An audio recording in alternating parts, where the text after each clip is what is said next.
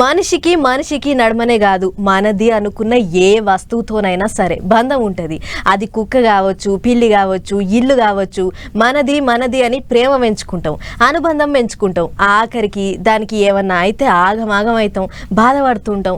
అన్ని ఊర్లల్లా అన్ని ఇండ్లల్లా అయ్యే ముచ్చటే గిది. గిట్లనే ఇక్కడ ఓ అవ్వ ఎందుకో వలవస్తుంది, అయ్యో అని బాధపడుతుంది. మరిగా అవ్వ కథ ఏందో చూద్దాం పారోసారి.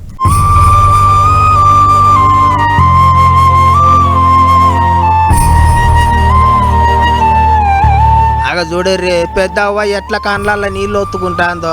95 ఏండ్ల ముసలమ్మకు ఈ ఈడులో ఏం తిప్పలు వచ్చింది కావచ్చు. కొడుకులు ఇంట్లోకెళ్ళి ఎల్లగొట్టిండ్రా, తిండి పెడతలేరా అని గిట అనుకునేరు.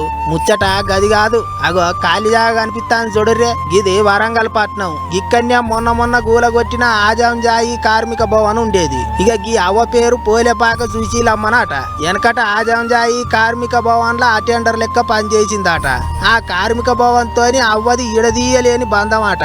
అందుకే మొన్న కార్మిక భవన్ గూలగొట్టిండ్రు అనే ముచ్చట తెలిసినాక ముద్ద ముడతలేదట, నీళ్లు తాగుతలేదట. కండ్ల నీళ్లు పెట్టుకుంటా ఒక్కటే బెంగటిల్లుతున్నదట ముసలవ్వ. మరిగా ఎంత అనుబంధం ఉంటే గంతగానం బాధపడుతుంది చెప్పుండ్రి. ఒక్కకి ముసలవ్వనే కాదు, ఏండ్ల చరిత్ర కలిగిన కార్మిక భవన్ కూల్చినందుకు కార్మికులంతా బాధపడతాండ్రు. అంతేకాదు, కూల్చినోళ్ళు లోపటున్న సామాన్లన్నీ బయట పెట్టి కూల్చాలే కదా. కార్మికుల రికార్డులు కాగితాలు అన్ని అందులోనే ఉంచి కూలగొట్టిండ్రట. మీదికెళ్ళి మొత్తం సాఫ్ సఫాయి చేసి పారేసిండ్రు.